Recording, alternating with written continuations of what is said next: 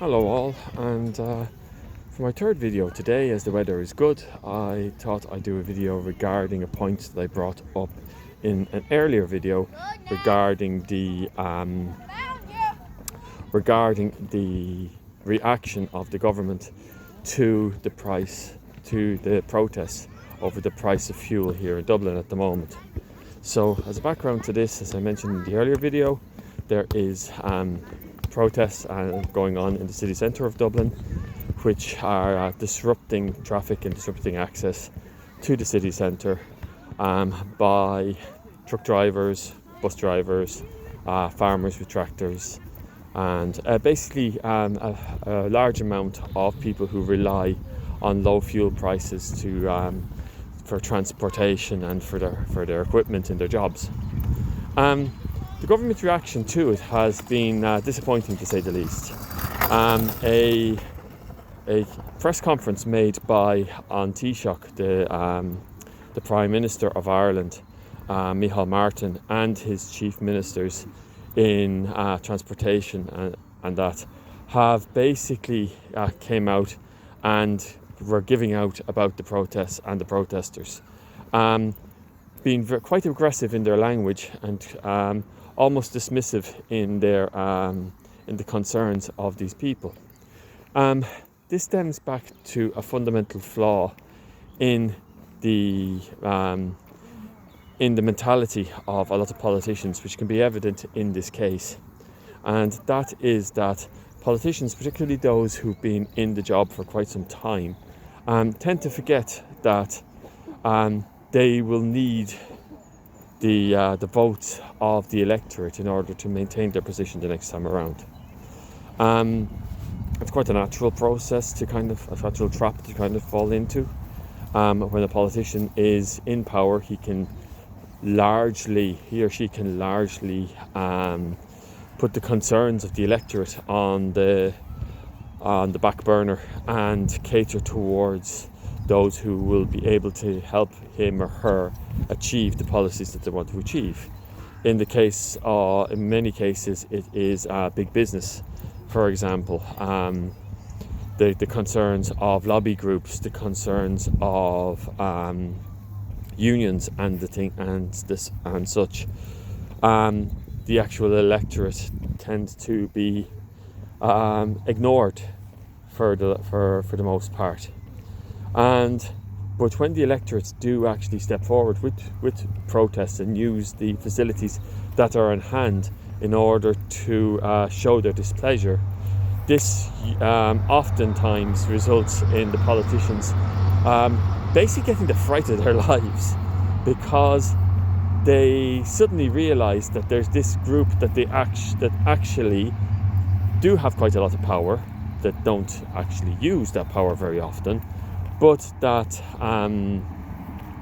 they suddenly have to pay attention to.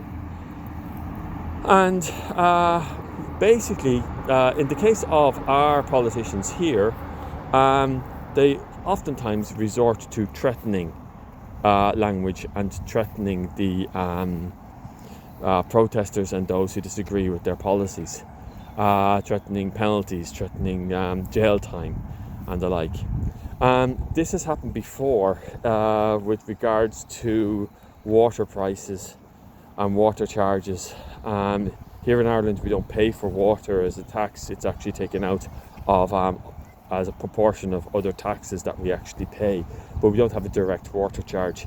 And after the last major recession, in which Ireland became largely bankrupt, one of the things the government tried to bring in was water charges to help boost the finances of the country, largely to pay back the debts that we had accrued due to the recession itself.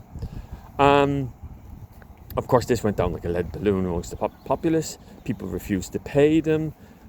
Legal action was threatened. Large-scale protests took place, and eventually the government had to back down.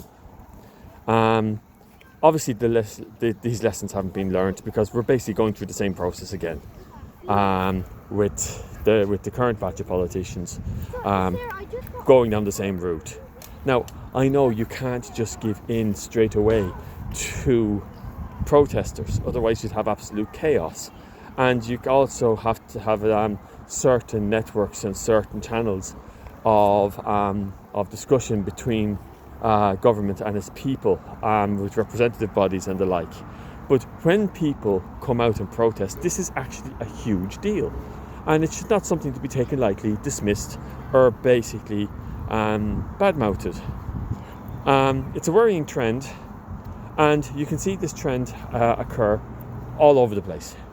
In America, you can see the trend where people get aggressive, violent, spread lies, and become quite insulting to various different groups that they don't particularly like. When these groups stand up against their political leadership. The same happens in Britain. The same happens all across Europe, in fact. So it is a tendency that in democracies the politicians tend to forget where the power actually lies, or they know full well where the power lies, and they don't feel that they have to cater towards their electorates and their political groups. So look, we'll just have to see how it turns out here in Ireland with regards to these protests.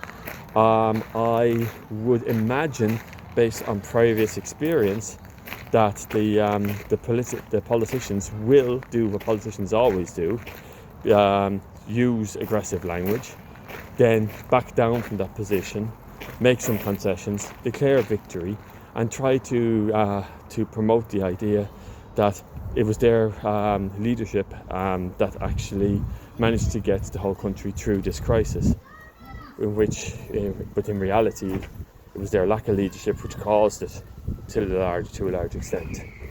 So it remains to be seen how this is going to work out, and we can only hope that the whole situation internationally will settle down, so that the government and the people involved in this terrible crisis are actually going to be able to come out of it in one piece.